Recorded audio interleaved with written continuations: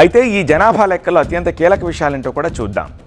SC ఎస్టీతో పాటు అన్ని కులాల వివరాల్ని కేంద్రం ఈసారి సేకరించబోతోంది. కులానికి సంబంధించి 10వ ప్రశ్న ఉంటుంది.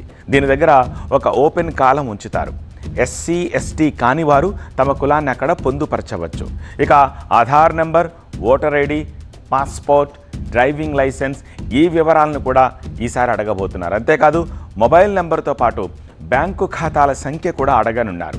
ఇక కోవిడ్-19 వ్యాక్సిన్ ఎక్కడ తీసుకున్నారు అనే విషయాన్ని కూడా జనాభా లెక్కల్లో అడుగుతారు.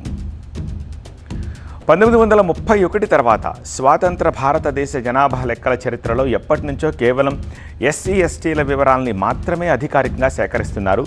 మిగతా వారి వివరాలు సేకరించలేదు. కానీ బీసీలు, ఓసీలతో సహా దేశంలోని అన్ని కులాల జనాభాను ఈ జనాభా లెక్కల్లో భాగంగా అధికారికంగా లెక్కించడం స్వాతంత్రం వచ్చిన తర్వాత ఇదే తొలిసారి అవుతుంది.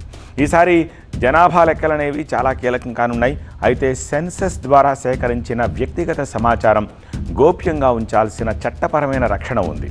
ప్రభుత్వం ప్రకారం సెన్సస్ వ్యక్తిగత సమాచారం ఆర్టీఐ కింద బయటపెట్టడం, కోర్టులో ఎవిడెన్స్గా ఉపయోగించడం లేదా ఇతర సంస్థలకు ఇవ్వడం సాధ్యం కాదు.